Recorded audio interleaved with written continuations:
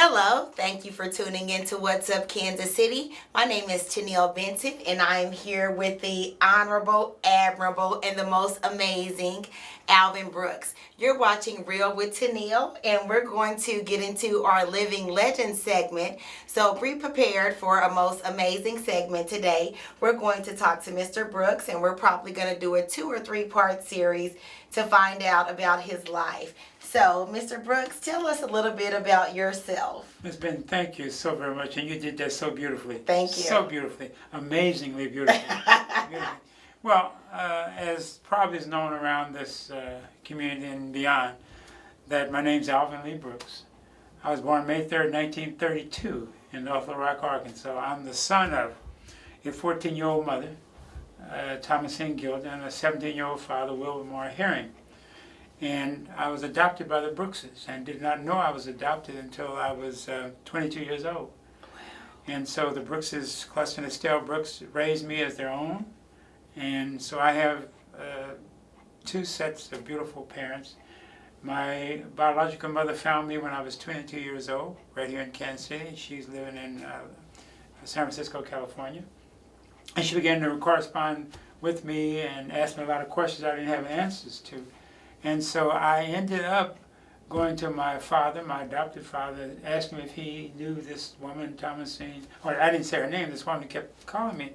And he told me about, well, you need to watch that and this kind of thing. And so eventually he said, well, what's her name? And I said, her name is Thomasine Davis. And he looked like as though he'd seen a ghost. And he said, well, you need to stop communicating with folks like that. You never know what their intentions are. So I told my wife, Carol, when I went home, I said, you know, I mentioned Thomasine, who had been writing me, and these letters she's been writing, I mentioned that to Dad.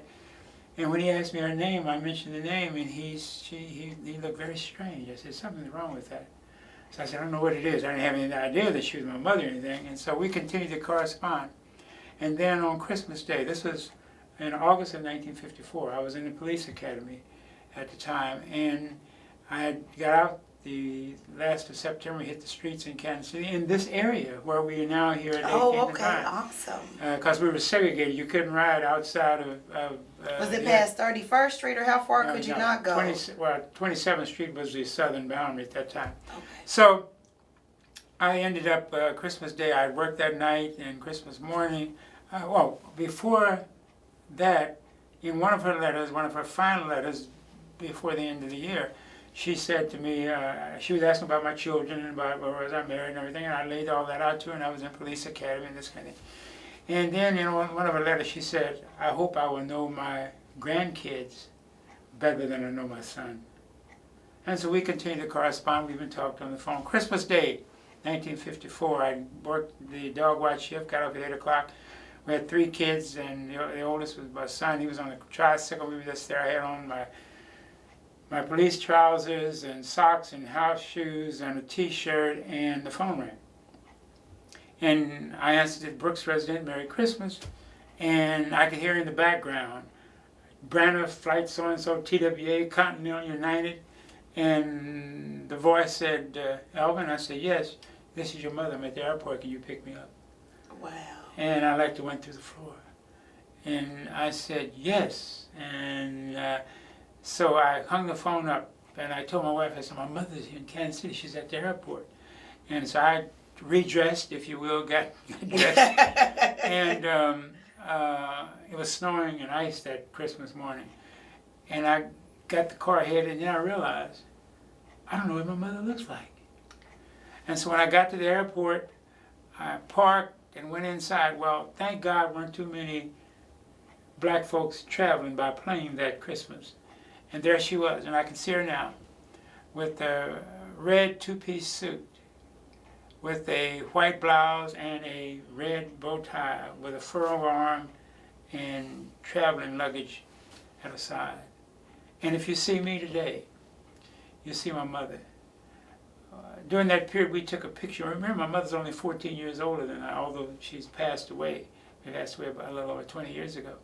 But that holiday season, we took a picture together. And when I show that picture, people said, oh, that must be your sister. And I said, no, that's my mother. No, that's your sister. But again, 14 years difference in our ages. And so she spent the Christmas with us. My father came over, my adopted father came over for dinner that afternoon. And we all sat at the table, the dinner table with the kids and all. And I just introduced her as Miss Davis. I never said Thomasine. And he said something like, "What is your name?" And she said, "Mr. Brooks Thomasine." He like to fell out the chair. And he got up from the table and went in the room, because he had a room at our house anytime he wanted to, because he lived out in the old homestead place. And he came in there crying. And she finally went in and they were talking. And he asked her if she would not tell him or tell me that that he was not my father, that he and my mother, Estelle Brooks, had made a pact that they didn't want me to know that I was adopted until after they had passed. And if she just promised her, "Yeah, I haven't got much time to live, I'm getting old," and this kind of thing. And she said, "Mr. Brooks, I can't do that. I can't promise you that. If he asks me, I'm going to tell you." And so to fast forward, my father, my adopted mother had passed in 1950, and this was 1954. And in 1963, my mother found my biological father, Wow. who was still in Miami, Florida, had a family in real estate and politics, and they had a daycare center and a theater and some stuff there in Carver's, what they call Carver's Ranches in Miami. And so we became very close, the three of us. By that time, my adopted father had passed, so my biological father never had an opportunity to meet neither one of my parents, my adopted parents. And the three of us became very close. He moved to Kansas City with his family to be with me. He built a home for my wife and my family in Miami, but I didn't want to get caught up in that situation. And I was on the police department, I didn't want to leave. So were you bitter at any point, You know, or were you excited? The question that you're asking me is what kids ask me when I talk to kids, and are you bitter? Did you this? I guess my spirituality just said to me that this is unique. This is life. That this is something that God has sent your way. That both of your biological parents are living, and although your adopted parents, one has passed away, because my adopted parents raised me as their own. And my biological mother could not have been, not taking anything away from her, could not have been as much mother to me, any more than my adopted mother. She would give her life for me. And in fact, she passed March 20th, 1950, the year that I graduated from high school right here in Kansas City. And that was the year that they had a short school year, the only year in the time in the history of this district. The citizens didn't pass a school levy, and so the school ended in April. And a number of us who were seniors were afraid that that might affect us going to college and all that. It did not. But that Christmas when we were, that just after, this was still 1949, 1950, my mother was in the hospital, old segregated General Hospital number 2. You're not old enough to remember that. And Mr. Nelson isn't either, if he's listening. Mr. Nelson might be old enough, he may not be telling the truth about his age, but he may not remember that because he's from some other place. But she was at segregated General Hospital number 2, where they had the colored hospital and the white hospital. Number 1, of course, was white, number 2 was colored. And she checked, she was suffering, she was ill, and she checked herself out of the hospital to go back to work as a domestic with a couple of white families to get enough money to help me buy a class ring and my first suit. And I was working at Playmore Bowling Alley where they set pins. They didn't have the automatic pin deals with machine. We set pins. And I wasn't making too much money, but I was a senior working and that kind of, and she never got a chance to see me graduate. She did see my ring. She checked herself back in the hospital after that. And so she was a mother's mother, and I respect her and I love her, and I wish I just wish she could have lived long enough for me to have done something for her. I could have never paid her back, but just something that I could have done. And I did a little something that as I was working, I'd buy her something on her birthday, I'd buy her something for Christmas and Mother's Day. And she appreciated it, I'm sure. She appreciated that as much as if it was a house or a car or something like that. But so since that time, all four of my parents have passed. My father passed a year before my adopted father passed in June of 1960, 10 years after 1961, 11 years after my adopted mother. And then my biological father passed in September, 25 years ago, and my mother in March also, 25 years ago. So, and it's interesting, none of my parents lived to be 70 years old. Wow, and you've made it way past 70. I'm 82. Wow. And of course I lost my wife the 21st of July of 2013 after 63 years of marriage. 6 kids, 17 grand, and 1 on the way. 22 great, and I don't know how many on the way, and 5 great-great. And I'm told by my daughters that there are 6 women in our family that are pregnant this year. Wow! That don't make sense to me. So you can change our name to the Brooks clan to the Rabbits. The Rabbits. These folks are like rabbits. I have a question. But it always comes back, well, Daddy, Grandpa, you started all this, you and Grandma. I ain't told them what to do. Okay. But thank God for them. So you obviously modeled a behavior of what a strong, resilient family does, and that they come together and they obviously reproduce, right? You said that.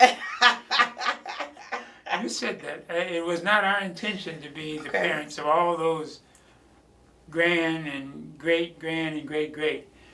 But we had, on our 60th wedding anniversary, in August of 2000 and, let's see, would have been 2000, I guess. Okay. We all went to Branson. There were 57 of us. Wow. And we had a time. And it was with so many of them that I didn't know, and they'd come up and say, boy, what's your name? Girl, what's your name? Grandpa, you know me. I said, you better hurry up and say something. I have to put you out if I don't find out who you are. But it was great. It was a great experience. And I'm just sorry that my wife was not here that on our at least 65th anniversary, or 64th, or last year, 63rd, that we could have gone to, revisit that whole thing. But life is what it is, and you can't. Life is not like a chalkboard where you can erase it and start all over again. Life is what it is. But sometimes, Miss Benton, there are things that occur in our life that challenge our faith. And if there's anybody out there tell you there's something wrong with them, you can have all the trust and the faith in God that you can muster up as a human being. But sometimes in that journey, things will happen and you question. And a couple of things that happened in my life. I was in Africa back in 1977. Oh Lord, I was only 1 year old. That's all right. That's okay. I won't hold that against you. In 1977, I was in West Africa. Went to Senegal, Mali, and the Gambia, and I went to the slave island, the island of Gorée, which is in the Atlantic Ocean, right out from Dakar, Senegal. And I went to the slave island. This is where our ancestors came down from the north there, from after they were either captured or sold by some of the tribal heads. And that was a slave island where if you were almost dead, they threw you overboard, they threw babies overboard, they threw people overboard sometimes. And that's why the sharks circle waiting for the human bodies to come down. And as I went into the dungeon and could see I say living quarters, I don't mean that because it really wasn't living quarters. Yes, sir. But where they were housed until another ship was able to take them there to the West Indies and that triangular kind of a trade, and then some direct into this so-called New World. But it's a small Catholic church on that island, and I'm Catholic most of the time. And as I knelt and looked at the man on the cross, I questioned him and asked him, why would you let something as inhuman as it was happen to a people that were innocent? And if you read scripture, whether it's in the Torah, which is the first 5 books of the Bible, or the Bible itself, these things happen. And no different than that. God permits things to happen, and I don't know why. And some people say for the better. I don't agree with that, but they happen. And the second thing was when my wife passed, the 21st of July, 2013. She was operated on the 10th of April of 2013. And life was never the same. And it got to the point when she was in hospice that she was suffering, when we were praying for a miracle. And it seemed as though she was just went into hospice. And then we were praying for God to take her because she was suffering so. But death is a miracle also.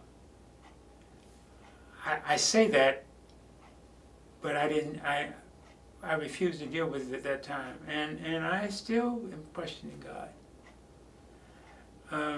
So I have to pray and try to become more rooted in my faith that life is what it is. And I know at birth, the clock and the calendar is running.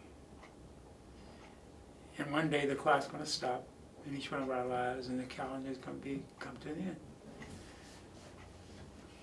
So that's life. Can you tell our viewers in our last few minutes, because I would like to take a small break and then come back to our topics. Can you tell our viewers something that they may not know about you? I'm not sure they know any of that I've just described. They don't know any of that. They don't know any of that.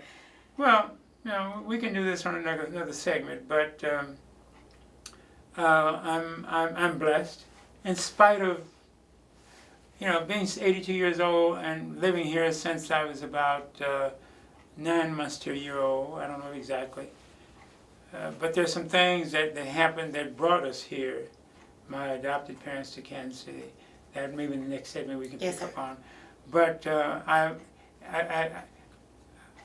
I'm old enough to be able to remember a kind of a history of this city, of us as a people. Where we are now, here at 18th and Vine, this was a cultural mecca for the African American community. We had the churches, we had the school, we had Articos at 1835 Tracy, that's no longer there. We had Lincoln High School, the school on the castle on the hill, 2111 Woodland. We had Attucks back here, we had Wendell Phillips up on Vine, we had Garrison, we had all these schools because we were segregated. But the thing of it is, in the whole effort after Brown versus Board of Education, the 17th of May 1954, integration did more for other folk than it did for us. We lost a lot in that. We lost a lot of our culture. We lost a lot of our education. You know, our teachers taught for the purpose of teaching rather than for a paycheck.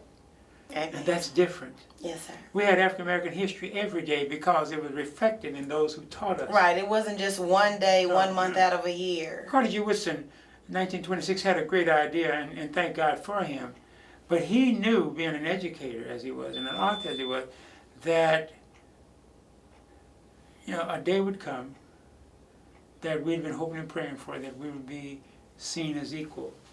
And of course, Brown versus Board of Education kind of at least set the stage for that, because everything else from the slavery to the Dred Scott case in 1857 to Plessy versus Ferguson in 1898, and all those in between, from the 13th Amendment that freed the slave, 14 made them citizenship, 15 the right to vote, and all those things become null and void after Reconstruction.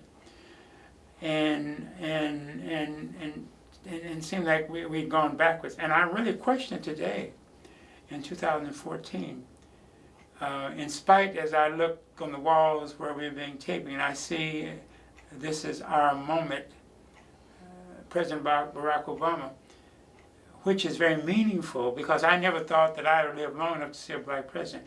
And I had some doubts about whether or not I lived long enough to see a black police chief. Wow. But I'm proud and happy to say that I was and am on the police board that made that appointment. And probably one of the highlights of my life, just seeing a very bright African American man who is